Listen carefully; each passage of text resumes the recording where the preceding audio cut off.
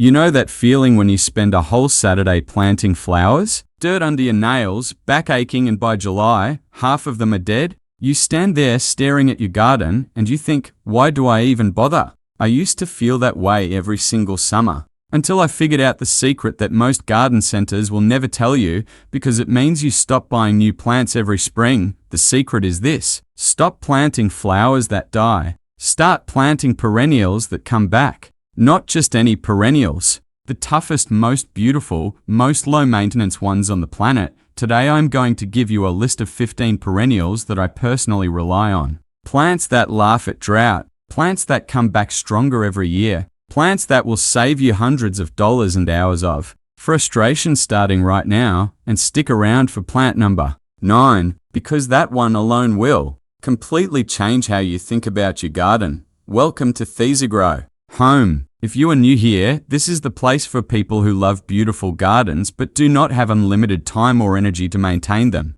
Hit subscribe if you have not already, because I post new gardening content every single week. Alright, let us get into the list. Plant number 1, the hosta. If you have a shady corner in your yard that you have absolutely no idea what to do with, the hosta is about to become your best friend. Hostas are grown almost entirely for their foliage, and those leaves are extraordinary. Giant, bold, architectural leaves in deep forest green, soft blue-green, golden yellow, and stunning variegated patterns of white and green. Some stay small and compact. Others spread into massive 4-foot clumps that anchor an entire garden bed.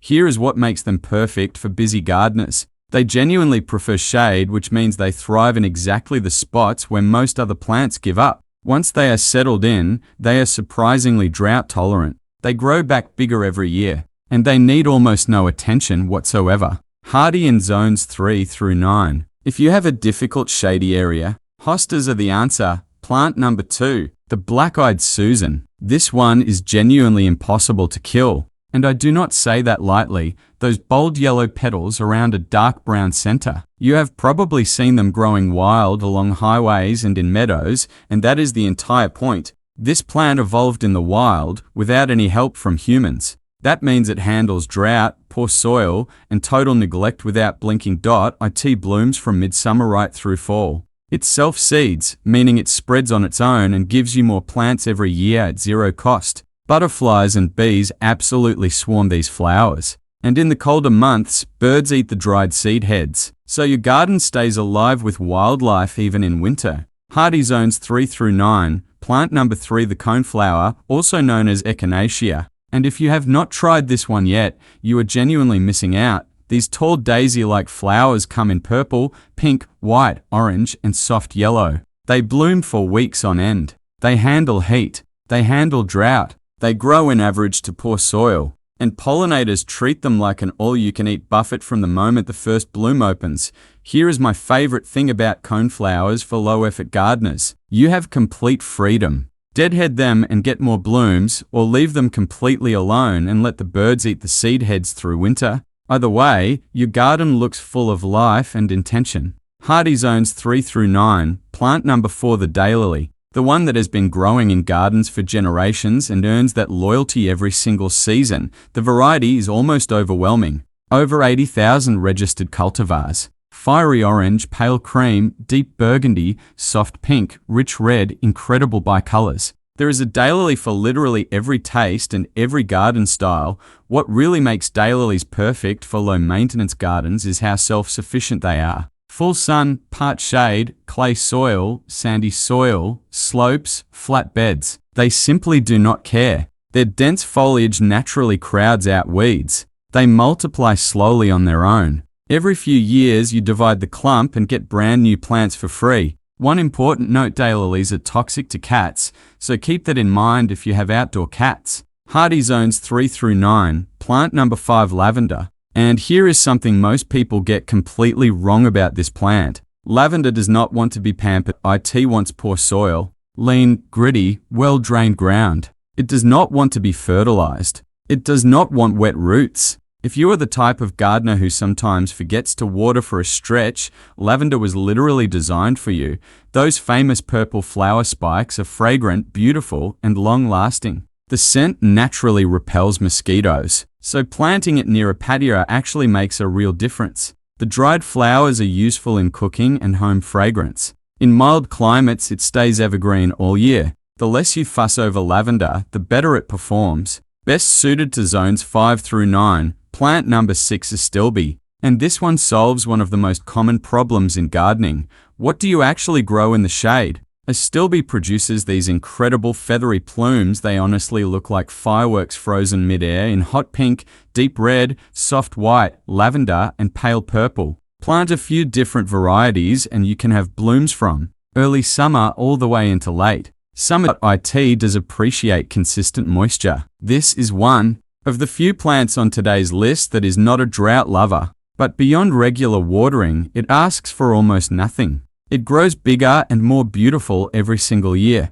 Hardy zones 3 through 8, and particularly excellent in the Pacific Northwest, Upper Midwest, and Northeast, plant number 7 sedum, also called stonecrop. And this is the plant I genuinely cannot kill, no matter what I do. Sedum is a succulent, which means it stores water directly in its thick, fleshy leaves. Rocky soil? No problem. Sandy soil? Thrives. Full blazing sun all day? Perfect. Forget to water for an entire month? Sedum does not even notice. The upright variety called Autumn Joy is one of the most dramatic seasonal performers in the entire garden. It opens with soft pink flower heads in late summer. Those deepen to rich rose through September. Then they shift to a warm copper bronze by fall and hold that beautiful structure well into winter. This is my first choice for any hot, dry, sunny spot that gives other plants trouble. Hardy zones 3 through 9. If you are getting value from this video, hit the like button right now. It genuinely helps this channel reach more gardeners just like you, and it takes half a second. And make sure you are subscribed. I post new plant content every week and you will not want to miss the next one. Okay, back to the list. We are not even close to done. Plant number 8, perennial salvia. And I want to be specific here. We want Salvia nemorosa, the perennial kind. Not annual salvia. These compact plants produce rich violet blue flower spikes that are absolutely covered in pollinators from the moment they open. Butterflies, bees, and hummingbirds all love them. Deer and rabbits, on the other hand, avoid them completely because of the strong aromatic oils in the foliage. Here is the trick that doubles your flowers. After the first big bloom in late spring, cut the plant back by about half. Within a few weeks, it pushes out a whole second flush of blooms. 2 full rounds of flowers for one simple pruning. Give it full sun and well-drained soil, and it will reward you for years. Hardy zones 4 through 9, plant number 9. The one I promised you at the very start. Russian sage. This plant stops people in their tracks. From midsummer through fall, it produces tall, airy stems covered in tiny lavender blue flowers that shimmer and float above the garden. The stems are silver white. The whole plant has this misty, cloud-like quality that moves in every breeze and catches the light in a way that almost no other plant can match, and the care requirements are almost laughable. It wants full sun. It wants poor to average soil. Rich soil actually makes it floppy and less beautiful. It is extremely drought tolerant, completely deer resistant, loves heat,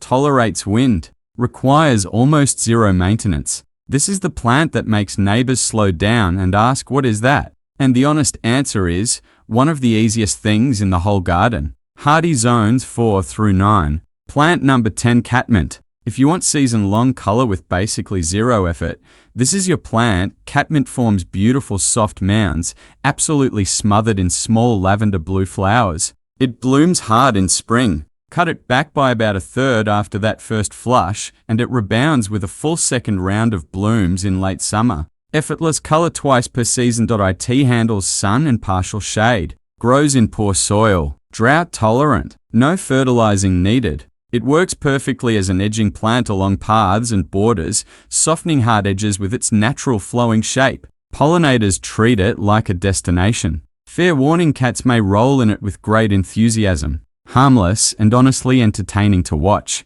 Hardy zones 3 through 8, plant number 11, yarrow. Tough, cheerful, and it practically grows itself. Yarrow has a very distinct look. Flat-topped clusters of tiny flowers sitting above soft feathery foliage. It comes in reds, yellows, pinks, and creamy whites. and the overall effect is relaxed and naturalistic. Perfect for cottage gardens or meadow-style plantings, this plant started as a wildflower, and that origin tells you everything about its resilience. It tolerates drought, poor soil, heat, and very low soil fertility. It self-seeds and gradually fills in gaps in your garden without any help from you. The cut flowers dry beautifully and hold their color for months indoors. Give it a lean spot and it behaves perfectly. Hardy zones 3 through 9, plant number 12 Coreopsis, also called tickseed. Pure sunshine in plant form, these cheerful button-like flowers, in bright yellow, orange, and pink, bloom for an extraordinary length of time. Some varieties start in late spring and keep going right through to the first frost. That is potentially 5 or 6 months of continuous color from a single plant. It prefers lean soil over fertilizing, actually reduces the number of flowers and makes the plant floppy. Many modern varieties are self-cleaning, meaning spent flowers drop on their own without any deadheading from you. Non-stop color, almost zero maintenance. Hardy zones 3 through 9, plant number 13 Liriope, also called Lilidorf. And this one solves one of the most frustrating problems in gardening. Liriope looks like an ornamental grass, but is actually a flowering perennial. It has dark, arching, strappy leaves all season, and in late summer it sends up spikes of small purple or white flowers that are genuinely charming, but its real superpower is as a ground cover. It grows in deep shade. It handles full sun. It tolerates drought, compacted soil, and root-choked ground under large trees where almost nothing else survives. Once established, it forms a dense mat that crowds out weeds and holds soil on slopes. In mild climates, it stays evergreen through winter. Not the flashiest plant on this list, but possibly the most useful. Hardy zones 5 through 10, plant number 14 Creeping Phlox. And this one delivers more visual impact per square inch than almost any other plant I know. Every spring, Creeping Phlox does something almost unbelievable. It produces such a thick, dense carpet of tiny flowers, hot pink, magenta, lavender, and white, that the foliage completely disappears underneath them. It cascades over rocks, spills over retaining walls, and floods slopes with color in a way that honestly looks expensive and deliberately designed. After the bloom, it becomes a neat evergreen mat that holds soil, suppresses weeds, and stays attractive all season long. A light trim after flowering to keep it compact. That is the entire maintenance requirement. Hardy zones 3 through 9, and number 15, the one I saved for last on purpose. Karl Forster feather reedgrass. This ornamental grass grows 4 to 6 feet tall in a neat, upright clump that does not flop or spread. In late spring, it sends up feathery flower plumes. By midsummer, those plumes shift to warm gold. By fall, the entire plant glows in a rich bronze that catches the low autumn light beautifully. And in winter, it stands. It holds its shape through snow and wind and cold. It sways in the breeze and makes a soft sound that is, honestly, one of the most calming things in a garden. This is a true for-season plant. Most perennials give you a few weeks of beauty and then fade away. Karl Forster is interesting and beautiful every single month of the year. One hard cutback in late winter. Cut it down to about 4 inches from the ground, and that is your entire yearly maintenance. Hardy zones 4 through 9. Let me bring this all together before you go. For shady spots where nothing else will grow, plant hostas, astilbe, and liriope. Those 3 will completely transform any dark corner of your yard. For hot, dry, sunny spots that bake everything, black-eyed Susan, sedum, yarrow, coreopsis, and Russian sage. These 5 are practically indestructible in full sun and drought conditions. For edges, borders, and weed suppression, catmint, creeping phlox, and liriope. Plant these once and they do the hard work for you. For color, fragrance, and attracting butterflies and hummingbirds. Lavender, coneflower, daylily, and salvia. Your garden will feel alive from spring all the way through fall. For structure, drama, and 4-season beauty. Russian sage and Karl Forster grass. These are the plants that make your whole garden look intentional and beautifully designed. Here is what I really want you to take from this video. You do not need a green thumb. You do not need hours of free time on weekends. You do not need to know everything about gardening before you start. You just need to start with the right plants. Pick 3 from this list. Just 3. Plant them this season and watch what happens, because there is something really special about walking outside on a summer morning, looking at your garden and realizing this is beautiful. and I barely did anything. That moment is what this channel is all about. If this video helped you today, please give it a like and share it with someone who loves gardening. Drop a comment below and tell me which plant from this list you are trying first. I read every single one and I genuinely want to know. Subscribe if you have not already, and I will see you in the next one. Happy gardening!